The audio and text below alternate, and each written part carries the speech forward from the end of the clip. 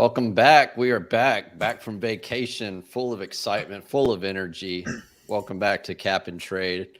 I am your host, Texans Cap, joined by the one of my favorite people in the Houston area, Mr. Cody Stoots of ESPN Radio. How are you tonight, sir? I'm doing great. You're too kind for the fantastic and very nice intro, and you somehow have made me look skinnier with your special effects. So yeah, you can do the customized layouts and stuff now on StreamYard. So I've been playing around with them the past couple of weeks, but fancy. Yeah. So we'll try this layout instead of the 16:9 ratio. It's a little more vertical. So, but a little more real estate. So. But yeah, no, I was out last week on vacation. I was at the Greenbrier, actually. Got to see where the Texans got to do their training camp and whatnot. So that was a fun getaway for the wife and I, get away from the kids for a little bit. But we are back in the saddle, ready to go. Tons of smoke, tons of news. I don't even know what to get into first.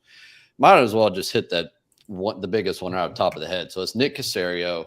It started offline about 3 weeks ago, I guess 2 weeks ago is when I started hearing some rumblings about it, thinking towards the end of March, and started asking around folks around outside of Houston, especially up in the Northeast, where, former New England, talking to some people up there, talked to some people in Carolina. And then 4 days ago, I get the first message. More than likely than not, you will have a GM soon. Oh, damn. Okay. And then it just kind of went from there. Lombardi started his stuff on his podcast on GM Shuffle and Vision and all those different wherever he's at. And I know Lombardi misses just as much as he hits, but it's starting to really gather some smoke. And to cap it off, I really feel like this was the team using John McClain to, hey, try to squash rumors so we can get to the draft, and then we'll deal with this after the draft. But what's your read on the situation at first glance, just soaking all this in? I know it's still new, and I can't figure out who's mad at who. Like what? Why is somebody mad about the situation that the Texans are in right now? I don't understand that. If the McNairs are upset, what are you upset about? If you were this upset, why didn't you get rid of the guy when they won the last game of the season and you let him show Lovie Smith the door and then show him the door right after, and then just raid all of San Francisco, go get you Adam Peters and DeMeco Ryans? So I can't imagine that something in the offseason, which has been a fun offseason, has been an offseason in the right direction, I just can't imagine how the McNairs would be upset with anything. So then you flip it. Well, is Caserio upset? Well, there's enough things that seemingly have happened where you could make an argument that Nick Caserio, I suppose, could be upset. Where I took this job thinking Deshaun Watson's going to be the quarterback. He's not the quarterback. All right, well, cool. I got to trade Deshaun Watson. Let's trade him. Nope, actually, he's an alleged pervert. I can't trade him right away. So that's the second thing. Oh, nobody wants the job, so I got to hire David Culley. There's three. I want to hire Josh McCown. Nope, Brian Flores sues the NFL. Can't do that. That's four. Okay, I want Jonathan Gannon. Like, we were going to hire him last year, but we're going to hire. No, I got to hire DeMeco. Well, that's five. Like, you can find some things that I guess Nick Caserio would be upset about, but this guy's mood and mentality has been such a positive one towards this team and towards DeMeco Ryans. I mean, I've been joking that DeMeco and Nick act like stepbrothers. Like, did we just become best friends? Yeah. Yep. Like, I've been joking about that for 6 weeks now. And it's like, so who's upset and who's mad? So then it comes to, well, he wants to do something at 2 that nobody else in the building wants to do. And I guess that could make him mad, but you got plausible deniability for Caserio if they do what you don't want to do and it didn't work. You can tell everybody and their mom, hey, that's not my job. That wasn't what I wanted to do. I wanted to do this. So I can't figure out who would be mad at who and why they're mad to the point where we'd be thinking about a new general manager. Get out of here. Yeah, that's the part that I have not been able to find out. If this is DeMeco getting more power and Caserio being upset about it, McNair's pushing on Caserio just not being happy here, the way things, like you laid out just now, where the way things are going, exactly what it is, if it's Belichick backdooring. Hey, that's one plausible theory that I've heard is Belichick has been displeased with his personnel department the past 2 years after Caserio left, in which you can see they haven't had as much success, even though they did have a change of quarterback. But it makes you wonder if he would just welcome Nick Caserio with open arms back, and Caserio can go back home, and maybe he's just not that happy here for what specific reason. I don't know. And it may be a culmination of everything like you laid out. But you could have had vintage Ozzie Newsome running the Patriots the past couple of seasons with the coaching staff that they put together. I don't know if they were going to be successful. Yeah, I don't know that it's personnel department. It's you got offense. Yeah, there's two things about Caserio that are really important to address in the sticking around and why this is happening and the leaving. And I'll go through the sticking around first. Okay. I don't believe he talks to anybody. I don't believe he talks to Rapp. I don't believe he talks to Schefter. I don't believe he talks to anybody. Now, I disagree, but go ahead. But let me lay it out here. Yeah. How often have the Texans done something that it's taken a while for the big investigators to figure it out? It's happened more than a few times. Okay? And Caserio has been pretty good at keeping some big stories quiet. I think there are two of the biggest examples of the Texans don't talk to the national folks as much as they used to. I think the biggest example of that is Joe Buck on Thursday Night Football telling us that the Texans and Deshaun Watson have an agreement in place that Watson's not going to be around the facility anymore for the rest of the year. He's not going to play, and the Texans aren't going to be after him. Now, that's clearly something that was told to Joe Buck in the production meetings, and I can't imagine the Texans were thrilled when he shared that on Thursday Night Football. It's one of the big talking points. I think that's element number one that proves big things can be kept quiet by the Texans. Element number two is the Houston Chronicle breaking the DeMeco Ryans story. So I understand. And we know how that happened. Yes. So I think that's another element of the national guys don't have as much grasp in Houston as they think they do or as they want. And DeMeco being a new element and turning over a lot of coaches and not having a bunch of guys that are unhappy that they're the Texans, whatever, everybody should be closing ranks right now.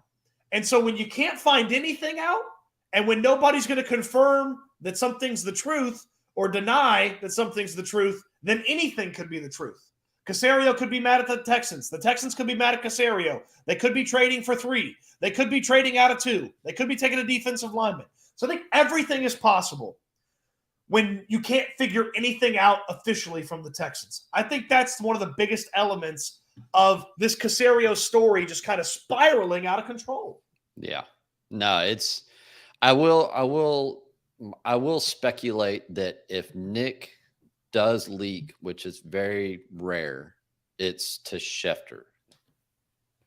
And sure. I know Breer is tight with them and has a good insight with him from their history in New England and all that. But that's be my guess. But the overarching point that you're making is pretty accurate, that things don't get out. Caserio does give 2 flips about perception and media and any of that. He doesn't care. It's none of his business, none of his deal, and he's here to work and do his job. Cap, you're Nick Caserio. Would you be excited to go back to New England? And see, that's a good question, and that's what I like. You turned down multiple opportunities. I'm assuming at GM positions before you took the Houston job. You got to Houston, whether it's working out for you or not. That's another whole nother discussion, but to go back and you're not going to get the GM title. That's just not going to happen. Belichick has control of the roster and however much longer he's going to work there. But is it just a comfort thing? Like, I know I can function there and I know I can work the way I want to work. And that's why I would rather go back there versus doing what I'm doing here. I don't know. But to answer your question, would it, if I'm Caserio, would it be exciting to go back? Probably not from a career standpoint. Yeah. But from a comfort standpoint, and maybe my family is more comfortable there, then I could see it from that scope of things. But he's still young. He still has a huge and long career ahead of him.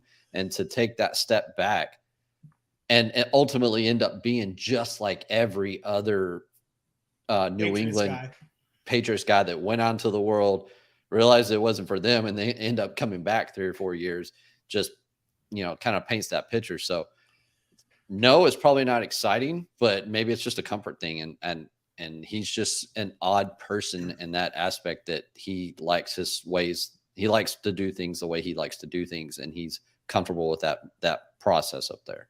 So that's my other big thing about Caserio is New England doesn't make sense for him. And I think it's twofold. One, I think look at it, well, in Baltimore, Eric DeCosta has been there for a quarter of a century trying to get this job, trying to be the general manager of the Baltimore Ravens. He's got the job. He's not blowing up his entire career over not being able to keep Lamar Jackson. He's going to do everything he can in his power to make sure Lamar is the quarterback for the Ravens. I would say the same thing with Nick Caserio. He spent 20 years trying to get the job he has now with the Houston Texans. And as you talked about, probably turning down multiple opportunities, turning down the Texans twice before he takes this. Yeah. He's not blowing his career up 3 years into it because they're going to take the quarterback he doesn't like it too. He's not doing that. And I think the biggest thing to understand about New England, you a Game of Thrones fan, Cap? Yeah. When Bill Belichick leaves the New England Patriots, it's going to be just like when Robert Baratheon took his last breath in Game of Thrones. Everybody's going to have their eyes on the crown. O'Brien's going to want to run that thing. Caserio's going to want to run that thing. Gerard Mayo's going to want to run that thing. Steve Belichick's still going to be in the building. Jonathan Kraft is going to want to run that thing. Everybody's going to want to run the Patriots. It's going to be a war to see who runs the Patriots when King Belichick moves on. So you do not want to throw your name in that hat. You do not want to throw your name in that hat. That would be an atrocious spot to be in. And ultimately, anybody hadn't seen Game of Thrones at this point, sorry, spoilers. Yeah. Ultimately, the people who tried to be king right after Baratheon, none of them were king. None of them. So you never want to follow the guy. That's a big thing that I think in life matters. You never want to follow the guy. And following Belichick or trying to follow Belichick, you set yourself up for failure. Yeah. So, I mean, I think we've about said we all can say on that. I mean, anything beyond that is just going to be speculation on our part. And we'll get to a couple other points before we get to some questions. But, this is the Cap and Trade YouTube channel. I am your host, Texans Cap. Make sure you hit that like button, hit that subscribe button. Helps the channel out. Follow Cody Stoots as well. He has his YouTube channel. Hit that up as well. And if you got any questions, throw them up on the board. We will try to get to what we can tonight. So with that, we'll move on from the Nick Caserio topic and shift over to the draft. So, CJ Stroud had his visit. Bryce Young had his visit today. A lot of speculation. The fan base is divided. It seems like the media is divided. Everybody is divided on what Carolina is going to do at 1, what Houston's going to do at 2, what should be done, what could be done, everything in between. And I've been on the hill, and I feel like I'm so invested into it that I'm just going to have to stick with it, even though it might probably just going to be completely wrong on saying that CJ Stroud's going number 1. And now this has just been this rush of information of Bryce Young leapfrogging Stroud, and now Carolina is all in on Bryce Young. And then it's like, well, what does Houston do at 2? Is CJ Stroud up on their board comparison to Young compared to the other guys? We'll get into that in a few minutes. But what's your initial read on the situation with what Carolina is going to do at 1 and how that affects Houston? You ever played in a big time poker tournament, Cap? In a big time one, no. You ever played in a poker tournament with maybe some of your buddies, or I did a bunch in college when I was living in the dorms. We'd have tournaments like every night. Probably lost like hundreds of dollars, not even getting close to winning those things. So sometimes in poker, you have the best hand. and you know you got the best hand, but everything that other person's done that you're heads up with, they've told you they got a little bit better hand than you. Even though you've kind of run the numbers in your brain, you're looking at the board, you're like, there's really only one hand that beats me. But maybe they got it. The way they've played this, they might have it. So I'm gonna fold. I think you got the better. I think I got you beat, but I'm gonna fold just in case. I feel like that's exactly what the Texans and the Panthers are doing right now. Texans are saying, I know you're not taking Bryce Young. I know you're not taking Bryce Young. But if it gets close enough, and I really do think that we need to kind of have Bryce Young and we want to have the conversation, even though we think there's no chance you're taking him, we'll give you something to move up and make sure we get him. Just something. It may not be that future first. It may not be one of the second round selections the Texans have, but something. I feel like that's where they are. I do not believe the Carolina Panthers are trading up for Bryce Young. That's what I would do if I ran the Carolina Panthers. I would have traded up for Bryce Young. I do not believe they're trading up for Bryce Young. And they are in a standoff to hopefully convince the Houston Texans to give them something. Because the way you absolutely maximize that selection is the Texans give you something, and then you point and laugh and you say, gotcha. And you flop over a 7-2 offsuit, and you didn't have the better hand, but you got something out of them. So that's where I feel like the Panthers are. I think the price is here. I think a week from now, the price is here. I think a week from that, the price is there. And I think draft night, the price is to a point where the Texans would at least consider making the trade, being on the clock. And I tell you what, the NFL would love that. 2 different teams have the number 1 pick this year. I mean, come on. The NFL would love the drama behind that. I'm just shocked that I haven't someone who has the same thought mentality on this as I do. So that's fun for me, but I felt like I was kind of on a hill by myself there. And and then to counter it with Houston coming back at them, well, we just may not take a quarterback at 2. We're fine. You just take whoever you want, and we'll do something else. Feels like Houston saying, "Go pound sand," that you want us to trade up for it, and because it would feel like a gotcha moment if they're trading up to number 1 for Bryce, then that's just basically Carolina admitting, yeah, hey, we got you. So they're not trading away Bryce Young if that's who they traded up for. So it's either that or they're not going to make that trade. And from all reports, it sounds like Houston hasn't made that phone call and probably ever won't. And it certainly won't be Carolina calling Houston. If they cannot do that. Because as soon as they make that phone call, all the leverage is out. That's the thing. If you call and they pick up or they call you, don't you know they're not taking Bryce? Yeah.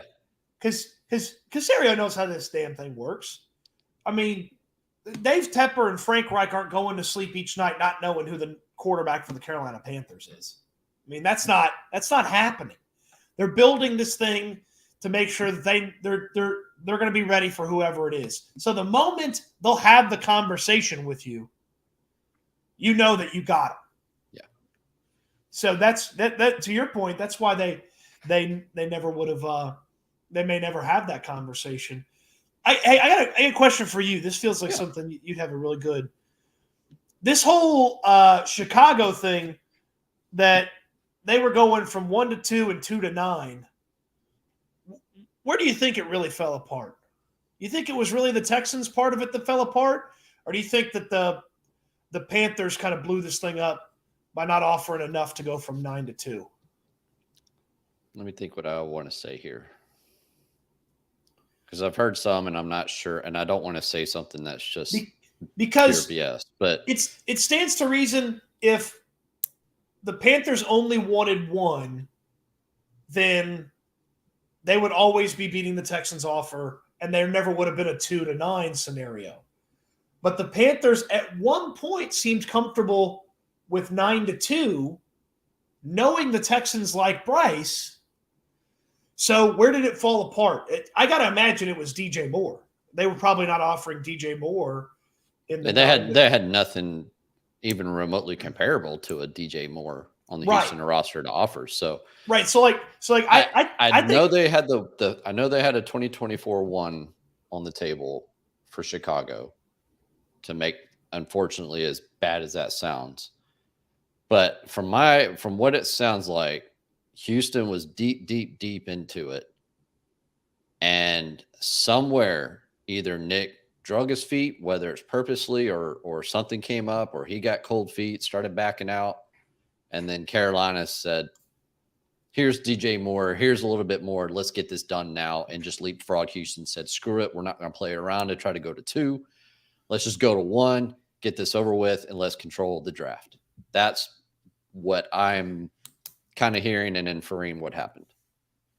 Gotcha. Okay. So you don't think it was Chicago that had this thing fall apart? It was it was probably Carolina being uncomfortable with the time frame. It was Tepper. Gotcha. Tepper's he's a pretty strong owner, pretty aggressive dude. Guy pays cash for the team. Yeah. I think he was like, you know what, Fitterer, stop effing around. Yeah. Just go up to 1 and get it done. Right. I don't even like DJ that much. Yeah. We just gave him a big old signing bonus to ship him off. Yeah. So that's where I think that fell down. Okay. So if we're in agreement, and if CJ Stroud goes 1, then that's great for Houston, in my opinion, because that leaves them with Bryce Young. And I'm very confident in feeling that Bryce Young is at the top of their board. Where I'm getting a little bit of confusion, a little bit of gray area, is who they have at QB2. And let's just say for the sake of this theoretical exercise, Bryce Young goes 1 to Carolina, as a lot of the media reports are out there with. I don't think Houston has CJ Stroud at QB2. I agree. Who do you believe is QB2? The mayo drinking, banana skin eating dude from Kentucky. All the signs are there. Yeah. All of the signs are there. Played in the SEC. Perfect off-field profile. I mean, McShay said in October that you will not have a cleaner off-the-field profile than Will Levis in a long time. So perfect off-the-field profile. Big, strong, did more with less. And like you could look, I don't like Will Levis. I don't believe I don't either. But you can reason it out from a Caserio standpoint why you would believe he's better than Stroud. Well, Stroud played with the number 1 pick next year in Marvin Harrison Jr. He played with, if it's a QB needy team, it's a QB, but Harrison Jr. is going number 1 next year. He played with 2 tackles that are going to be first 2-day picks. He played with a center who's going to be a day 2, day 3 pick. Yeah. He played with running backs that are going to be in the league. Last year, he played with 2 first-round wide receivers and other players. The defense is always setting them up for success. They play 3 tough games a year, 4 tough games a year. Yeah. Like you can create the reasons why Levis might be ahead. And then I don't remember who put it out there, but Levis testing high on that new. I was going to get to that. Yeah. On that new S2. That new test that everybody loves, this S2 test. Mm-hmm. Levis testing high on that feels like something that might be important to the Texans. So speaking of that, the S2 test. So, it sounded like the report was Bryce Young nearly aced it and Will Levis scored just below Bryce Young. I think it's a 0 to 100 grading scale. And I think I saw a 93 for Levis. I find it interesting that Stroud's number has not been leaked. And I think that's on purpose. And I've heard, I'm not sure, I've heard that it wasn't very good. Correct. I've heard the same thing from probably different people than you have. Yeah. And I've had one person say, well, the agent refuted that. I'm like, of course he okay. did. But I've heard that it was a pretty bad score, like really, really low, which would kind of go in line with what I've heard some, like Nate Tice and those folks that do these really good evaluations that CJ Stroud has trouble coming off one first read, has trouble processing when he's out of structure, which is exactly what that S2 test is all about, is processing multiple things at one time. So I think you put that in there. The Mulligata thing is what it is. I start reading all those tea leaves. That's like, man, I just don't think Stroud's up there for them. I think he's above Richardson, but I think he's definitely behind Levis. So back to what we were talking about. If Young goes first, and I put as a joke, a little flow diagram out. If Bryce is there, you take him. If he's not there, you trade out.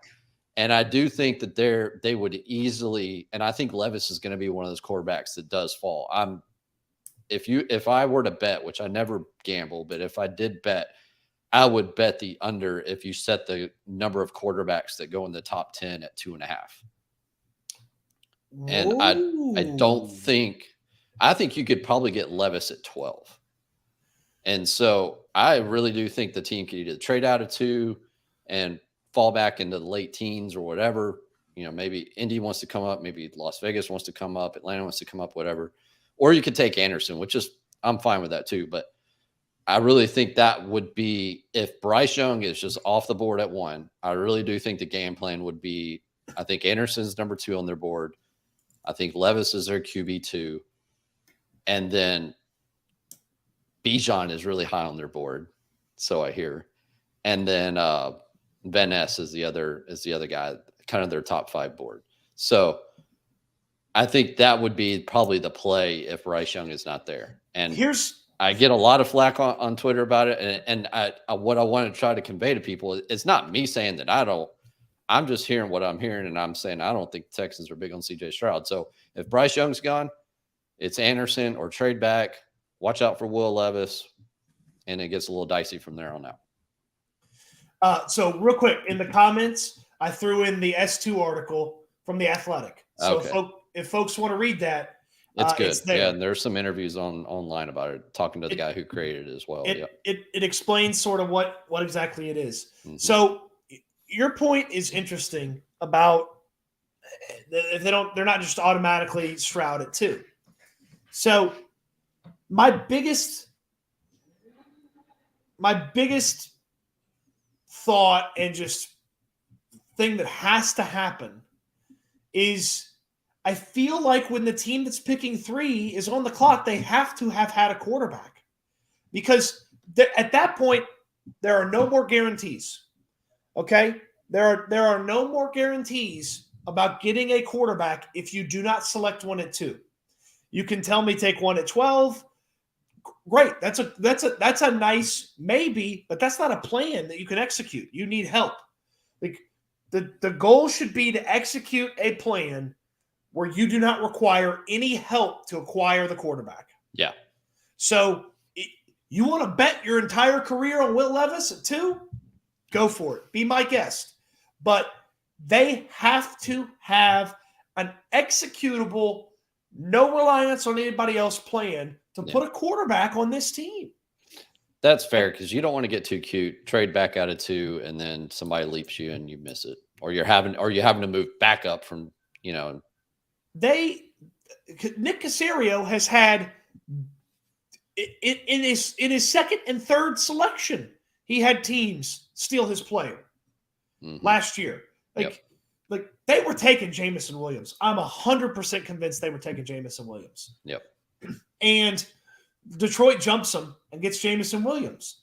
And I'm also convinced, especially after they couldn't get Jamison Williams, I'm convinced they were taking Breece Hall, and they got jumped. And they don't get me wrong. I know they love Jalen Petrie, and I've talked to people since that said no, Petrie was the pick no matter what. Yeah, sure, okay. It's easy to say when Breece Hall wasn't there, but Caserio's I don't want to say lack of movement, because I don't know that he should have been moving up for those players, but Caserio's had his guys snatched from right underneath his nose, back-to-back picks to start last year's draft. And so the maneuvering, not being in full control of the selection to get the quarterback, that's hard for me to get on board with. Yeah. So there are other picks in the draft. What are some of the other positions of pretty much almost any position on this roster is a position of need, but what are the areas do you feel like this team needs to target through the first 2 days with their 4 picks? Or once we get past 2, if just assuming Bryce Young goes number 2, what are we looking at the rest of the way? So I actually have different plans depending on the quarterback. If they get Bryce, I want a defensive lineman at 12. Yep. And frankly, I would monitor Tyree Wilson because I believe if he got to 9 at the Bears, I believe you could get him. I think you could toss the Bears that extra third and go from 12 to 9 and get Tyree Wilson. And if you left with Bryce and Tyree Wilson, I mean, I'm having a freaking field day. Yep. Okay? I'm throwing the biggest pizza party I've ever thrown in my life. Okay? So if it's Bryce at 2, I like a defensive lineman. So if Tyree's off the board, there's the Luke Ness monster or Hercules, to pick your nickname for Lucas Van Ness. I like him a lot. I like Miles Murphy. I like him because high expectations. He played well in a season where Clemson wasn't really going anywhere. He still played well. He's a physical freak. The weird thing about him is I think I have bigger hands than he does. Like, he got little tiny hands. I don't know if that matters for defensive ends. That's something to ask a coach or a former D lineman or something, but I don't know that matters a ton. I like Miles Murphy from Clemson a lot. And then if it's Stroud, if Stroud's the pick at 2, or Levis for that matter, I don't like saying that because I don't like the Will Levis idea, but I like Jackson Smith and Jigba at 12. So it kind of flips for me. Dive in a little bit more on the Jackson Smith and Jigba. So there's just a lot of discussion. Is he a slot? Is he an outside guy? I think if you go back and look at because he obviously didn't play much in 2022. If you go back and look at 2021, he played all over the field from my understanding. And I do, he's 6 foot, 196. He's only 21 years old. I feel like he can play boundary or inside. And I know Mechie reportedly is 100% and he's back, but he's an unknown. He's a wild card. You can't count on Mechie. If he ends up being productive, then that's just an added bonus. And you find a way to have Robert Woods, John Mechie and Smith and Jigba on the field all at once. Do you have any concerns about that philosophy, or is he just a slot guy, or is he inside, outside, both? I'm not worried about where he plays because he can get open. So if they put him outside, I believe he can get open. If they put him inside, I believe he can get open. It is so tough to read and watch the evaluation on this guy when the 3 people who know him the best will all tell you he's the best. Olave, Wilson, and Brian Hartline will all tell you he's the best as of right now. Now, they'll all tell you Marvin Harrison Jr. is better, but you can't draft Marvin Harrison Jr. Yeah. Okay? You can't draft Marvin Harrison Jr. So I'll take Jackson Smith and Jigba. And look, Mechie can get open from the outside. Robert Woods can get open from the outside. And I believe Jackson Smith and Jigba can get open from the outside. Yeah. And so it's like, all right, is it the most conventional way to build a wide receiver core? No, it's not. But you'll figure out ways for these guys to get open. It wasn't conventional the way the 49ers put that thing together, and it's working out just fine for them. You just need playmakers. You need youth and playmakers out there. And Robert Woods is going to do the dirty work underneath the Z. And you need your young guys out in space with field in front of them, which is a staple of this offense. So, create the middle of the field being wide open and give the players space. So I'm with you there. I'm lead toward edge, but you can't really go wrong. I think if they're at 12 and they had I would even be fine with a cornerback because Nelson's only got 1 year left, and I think there's some really good cornerbacks. If one of them falls, I'm not much on Witherspoon, but if Porter Jr. sounds like Christian Gonzalez is going to go pretty high, but if one of those guys were sitting there, I wouldn't be totally opposed to that as well. But I do believe that I think JSN is the only wide receiver. Maybe Zay Flowers late in the first, but I think those are the only two guys worth a first round pick as a wide receiver. So JSN is my only comfortable at 12 wide receiver. Yeah. I'm comfortable. So with Bryce, I feel like at that point, like start. You play much craps, Texans cap? Craps, no. Okay. So sometimes when you win in craps, they ask you if you want to pressure winnings. And most of the time I say yes.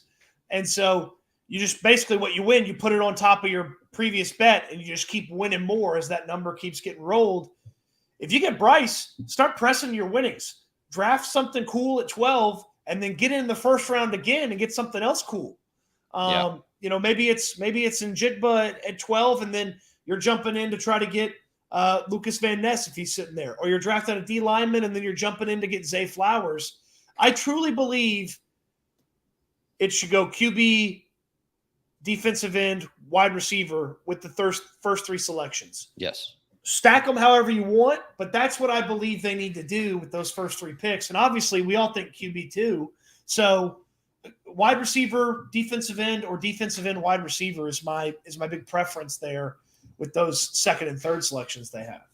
Yeah, and once you get into day 2, day 3, it really starts to get a pretty wide berth. Whether it's one of the tight ends, if one of the centers is there on day 2, day 3. Is he going to pull a Mechie where he jumps up into the second round? He's got the ammunition to do it, and I certainly don't see him coming out of this draft with utilizing all 7 or all 12 draft picks. I think he'll use some of those day 3 picks to move around on day 2 or early part of day 3 and end up probably with 9 or 10 draft picks. And they have 5 first 2-day picks right now, correct? Yeah. I fully believe they will leave with 4 players in the first 2 days. Figure that out however you'd like. Maybe it's 2 second rounders, maybe it's 3 first rounders, but I believe they will be leaving with 4 players despite having 5 selections as we talk. Yeah. Yeah, I'm with you there. And like I said, I think day 2, day 3, early day 4 is where it's whether it's running back, whether it's linebacker, whether it's tight end, because all those positions, yes, they signed somebody in free agency at those positions, whether it's, Perryman, whether it's Dalton Schultz, whether it's Devin Singletary, they're all on 1-year contracts. So those signings should not prevent this team from drafting quality players at those positions because of the free agent they signed. And then it creates less pressure to re-sign those guys if they end up not being what you're wanting out of them. And then you got the second-year player ready to backfill. So I think that's maybe one reason why Nick did 1- and 2-year deals.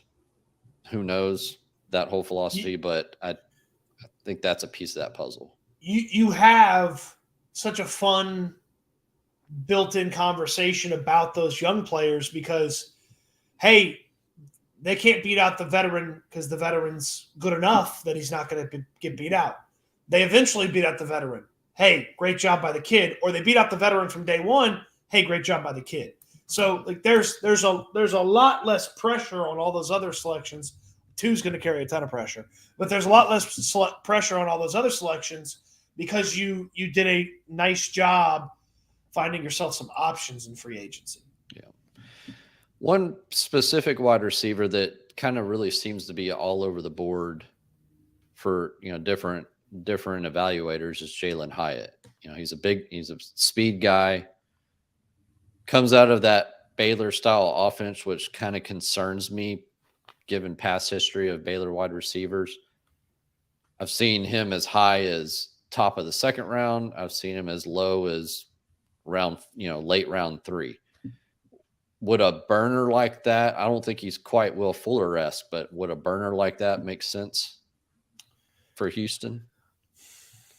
Doesn't it feel like Caserio is not a huge fan of those one-dimensional type of players. Yeah. So I almost wonder if the top 3 or 4 wide receivers are out of there. That's where Hyatt kind of checks in for most people is 5 or 6 or so. Yeah. I almost wonder if at that point you look over at D'Amico and you say, which one of these defenders do you like? Yeah. You like Drew Sanders? Yeah, that's what the name I was about to say was Drew Sanders. We'll go to Drew Sanders. Lance Erline has him as one of the 10 best players in this draft. Oof. And that's from like the grade that they put over on NFL.com. And I don't know if he's going to end up as one of the 10 best players in this draft, but there's certainly some potential and some uniqueness to him that doesn't exist with many other prospects. Like there's Nolan Smith's pretty unique because his pass rush win rate and his pressure rate is really high, but he also stops the run pretty well. Like Sanders has like a little kind of a hiccup there with some of the run stopping, but he can rush the passer as like kind of like that. Yeah, he's a freak linebacker. Very blitz heavy linebacker, but needs to improve on his tackling, which is a staple of D'Amico Ryan's defense is tackling and efficiency. And Nolan Smith kind of I don't know. I'm so confused. I'm so confused by him. He's smaller, and I go back and look at San Francisco's D line, and other than Abucam, I think everybody was 260 or more on that defensive line, including the edges. So that's the thing is he's not a defensive lineman. Yeah. He's a defensive weapon because you kind of use him almost as like a floating linebacker kind of. Oh, okay. So like he'd rush standing up, you drop him into coverage because he's a freak athlete. And you just kind of hope he'd be kind of a do-it-all type guy. And that's probably the hope for a guy like Smith. And then it's like, okay, third down, unleash hell. Go get past everybody. I need to watch him more because how much of his success is just he's a better athlete than some of the crappy guys that Georgia played against. Yeah. I don't know. It's these Georgia guys they're it's tough to figure them out sometimes. I mean, it's so much talent on that roster. It's hard to know. Yeah. Let's look at some of these questions here. Let's see here. I know this Dalton's been putting this up here quite a bit. D-Hop back in town. Nick needs to make it happen. Hopkins still lives in Houston or still has residence here. He was here last weekend. I think he was up in Crosby doing a bunch of mudding underneath Highway 90. So with Isaiah Simmons, right? Yeah. So I'm a little bit leery to say there's something to that. And the contract's really funky and Houston's pretty tied up on their cap space. And I'm just not sure that. Is he getting cut? Is Hopkins going to get cut? I feel like he's going to get cut because I've heard that he's just worn out his welcome in Arizona big time. Like they're doing everything they can to get him out of there, but they want to get a draft pick. And I think the league is in on that. And unless there's some team that just is like, fine, we'll toss you a 6th rounder for him. But I wouldn't be shocked if I wouldn't be shocked if they end up releasing him outright. So that's the biggest revisionist history about the DeAndre Hopkins trade is I was not upset that they traded him. I was upset that I felt like they got nothing for him. Yeah. Like if they had gotten what the Bills got for Stephon Diggs, then we're having a totally different conversation about the history of now O'Brien probably would have drafted some idiot player. I don't know. He wouldn't have got Justin Jefferson like the damn Vikings did, but he would have taken another Ross Blacklock. Yep. Yeah. Right. So that's the thing is like, yes, Hopkins beloved didn't get anything for him. That sucked. There were some Texans fans that would have been fine if the compensation was better. Yeah, I was quite upset when I remember I was sitting at the Whataburger drive-thru when the tweets started coming up about what they got. And it was a quite ridiculous return. And yeah, everybody understand. There was a lot of people upset that they traded him to begin with just because he was so damn good. But yeah, the return was just absolutely ridiculous, especially after you saw what Stephon Diggs went for. And there was just no reason for that. And obviously O'Brien was the worst negotiator in the world. Coke is bad. This is Coke Zero, Tony. This is the healthy Coke. If there ever was a thing. Nothing's bad for you in moderation, okay? I just drink about 9 diet sodas a day, so that's not moderating. I have an unhealthy addiction to Coke Zero. So says my 12-year-old daughter.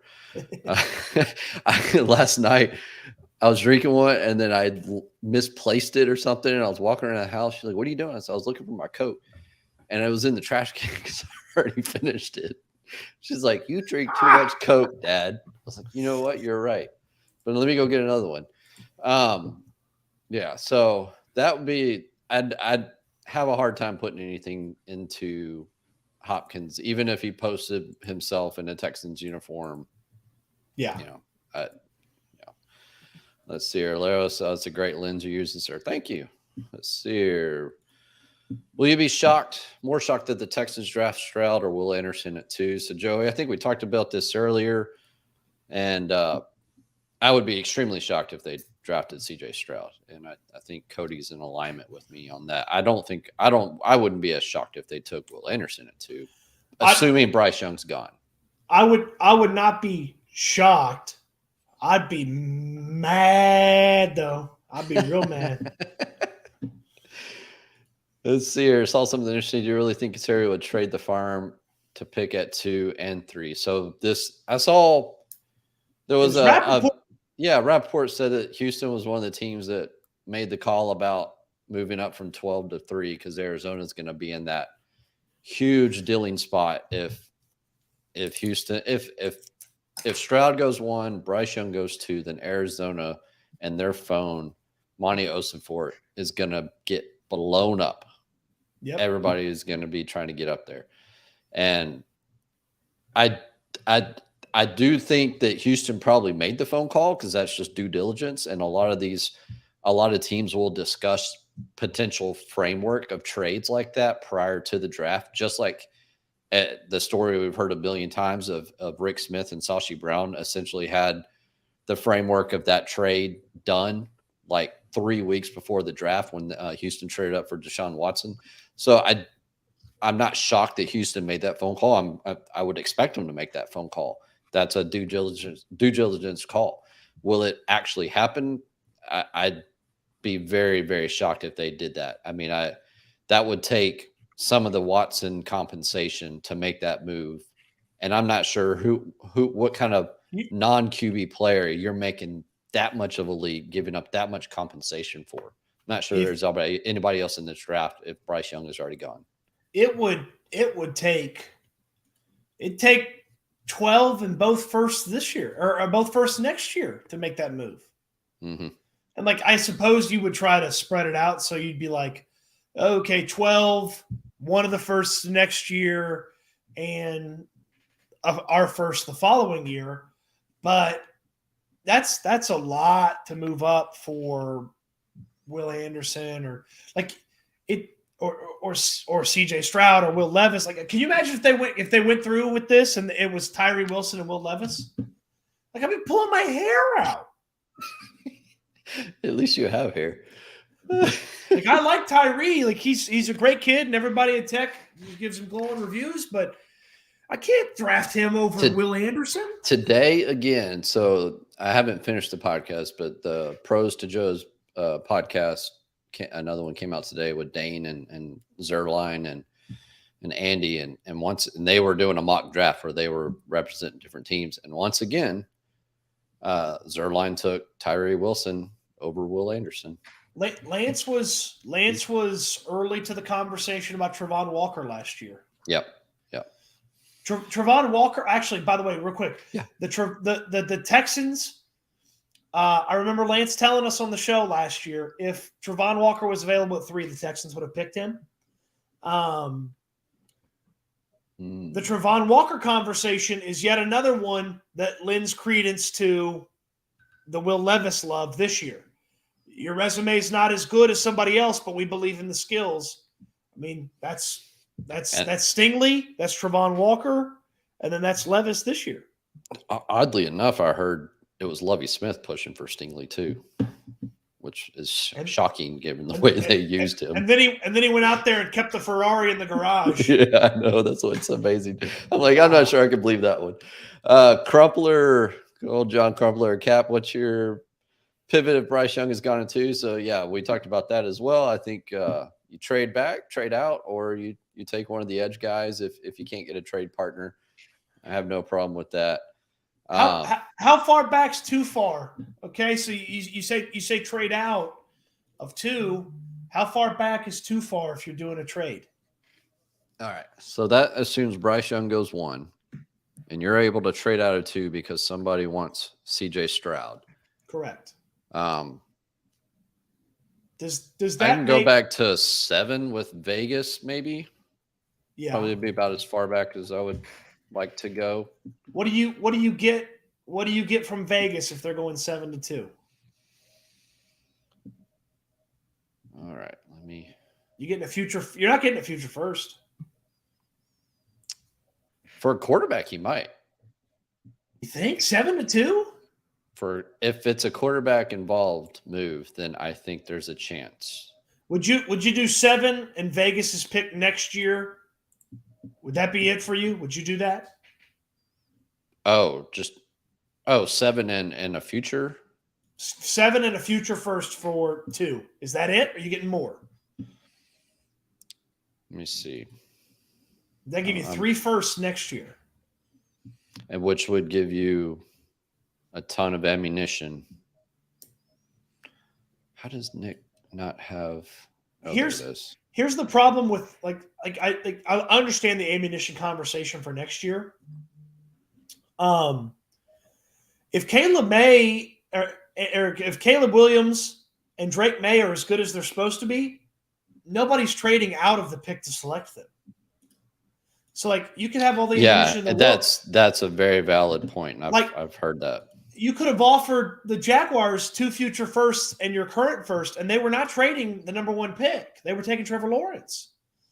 So that's the tough part about ammunition is it guarantees you nothing.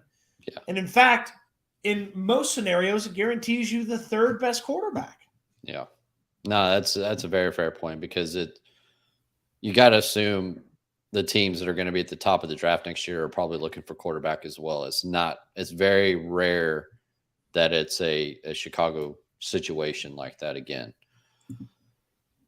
Let's see here. There was another couple of questions that I just hadn't starred yet. And Tony said, yeah, Sashi Brown is in Baltimore. That popped up, and I did not know that. That blew me away. And that's interesting. I was disappointed in myself for not knowing that because I usually try to keep up with that kind of stuff. There was a message. Dang, where'd it go? Y'all throwing up all kinds of stuff up here. Well, oh, wait. TJ had a random theory. That's what I was trying to look at. I hadn't even read this yet. With the news of talking to Cardinals about trading up to 3, engage in value, what if they asked on trade if both QBs gone? 1 QB. I'm confused. I think they're asking good calls for engaging by what they asked on trade if both QBs gone or if, I don't. TJ, I'm sorry, I'm not following. I see what he's saying. All right, they ask basically, do we have to pay more if it's the 3rd QB on the board or it's the 2nd QB on the board? Okay, yeah, I think that's what he's asking. Okay, yeah. I who knows? I mean, I think if it just depends on how each team, each roster is going to. I think that's going to be the big thing. Is I think teams are going to be all over the place with these quarterbacks, but I do think some of them are going to slide down a little bit down the board. Let's see here. Talked about that. Man, right on it. Right about an hour. It's about right where I came with, man.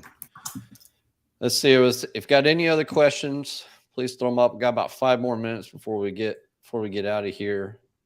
It's good to be back for sure, man. taking a week off, and it felt like a month off from doing streaming. And a lot of stuff happens. Man, my phone started blowing up when I was out of town, and then it's blew up this week, and then last night, and I try, and it's weird because like 2 weeks ago, I was like telling myself, I was like, I need to stop messing with these rumors. I need to get away from them. And I need to this is the time of year where you just report and just tweet out salary cap stuff, keep it simple, stick to the facts, and then here I am. Yeah. Give me all the rumors, baby. And then I'm back in it. Huff the rumors, man. Right back in it. Hey, I got a question for you. Let's pretend one of the 4 quarterbacks. Obviously, we know who the 2 most likely ones are. Let's pretend one of the 4 quarterbacks is there at 12. The Texans already have their guy. Mm-hmm. Okay. Yeah. Who's calling it? Who's calling the Texans at 12, and which guy gets the most calls? Does Richardson get the most calls from people trying to jump up to 12 to get for the Texans to move back a little, or does Levis get more calls if he's there at 12 and the Texans already have, let's just say, Bryce in the barn? I think at that point, I think Richardson would get more phone calls because majority of the teams in the back half of the draft that would be that are looking to maybe make that leap, potentially already have a bridge option or some type of option at quarterback that can carry him through and let Richardson sit and develop. If it's the Commanders wanting to come up, if it's the Lions wanting to come up, if it's Seattle, Tampa, Seattle, I think Minnesota. Yeah. They're moving. If one of these QBs starts to fall, they're moving up. I'm telling you, they're gonna move up. Yeah, there's a handful of teams back there that says, yeah, I've got Kirk Cousins. He's got 1 more year on his contract. We'll take Richardson, give you a 2 or whatever it is to get up, and he can go sit on our roster, sit on the bench and develop for a year and then come out in 2024. I think that's a very real possibility at 12 for this team. So if the Texans were able to get their quarterback at 2, moving back at 12 as another potential gold mine opportunity to shift back into like 17, 18, 19, 20. I tell you what, if Minnesota comes calling, they don't have a lot of capital in this year's draft. Mm-mm. I think they're one of the five lowest draft power rankings teams. 23 to 12. I'm sorry, that's gonna be a future first. Or we're trading to somebody else, man. Sorry. Yeah. You better come strong with that offer if the Texans are moving back that far, because that 12 to 23 takes you out of Jackson Smith and Jigba territory. Mm-hmm. It takes you out of Bijan territory. Yep. And it probably takes you out of Lucas Van Ness and Miles Murphy territory. It takes you out of the edges. Yeah, it takes you out of a lot. So that future first, that better be on the table. I'm with you there. That makes perfect sense. Or Justin Jefferson. We'll take Justin Jefferson. It's fine. Yeah. We'll take Justin Jefferson. I'll give him $25 million a year. Let's go. Yeah. Twist our arm. 30 years. Yeah. Shoot, man. All right. I think that's about it. I appreciate man. Y'all had a ton of comments. I really appreciate it. I had upwards of 130 people in here tonight, so that was fantastic. It's good to be back. I'm super excited. We got 2 weeks left for the draft. This is going to get crazy. Just like I told my buddy on Twitter, Ryan Cunningham, man, just enjoy the ride. Don't let it get up. Don't let it upset you. Because I saw some tweets today about people like, man, I'm going to shut down Twitter until the draft night. I can't handle this. Who cares, man? Don't let it bother you. Just enjoy the ride. Soak it all in. Just know that you have no control over the situation and soak it in, enjoy it, and man, let's go. It's too much fun. Yep. This is the NFL draft is quite literally my favorite non-game thing that the NFL does. Yeah. And really, as bad as the Texans seasons have been sometimes it's more fun than the game. When you get tired of campaign mode, man. So I I hadn't had a console in like 10 years, 8 years, and I've been playing Game Pass on cloud just through the web browser. And some of the games are good, but man, I just been itching to play those old Call of Duty games. So I went and bought an Xbox. And like one night a week, I designate I'll come up and sneak upstairs and I'll play for a little bit late at night. And man, it has been a blast. I went through Modern Warfare 1, 2, and 3. And then now I'm on Black Ops 1. And I'm going to do 2 and 3, and then I'll just go from there. But man, it has been a blast reliving those Call of Duty days, man. I just have so much fun with that. So, but no, I don't anticipate doing any multiplayer online stuff. I'm just not into that. I like the stories, the campaign. And Mike Book Reviews will cap it off. What's it like being YouTube? Mike's got like 90,000 subscribers on his YouTube channel. I'm jealous of him. And he's the YouTube star here. So, all right. So, and Tony, I just an S, man, just an S. I don't got that kind of money for an X, nor do I have the need for it. So appreciate everybody listening in, watching. Make sure you hit that subscribe button. Make sure you go over to Cody Stoots' YouTube channels, hit that subscribe button. You can catch him in the afternoons. What time? 3 p.m. to 7 p.m. on ESPN 97.5. You can listen on 97.5 FM, 92.5 FM. We have our own app. You can watch us on Twitch, and you can catch the highlights on YouTube. Perfect. So with that, and you can follow me on Twitter at Texans Cap. This is the Cap and Trade YouTube channel. I appreciate everybody. And with that, we will call it a night. Everybody have a good evening. Thank you.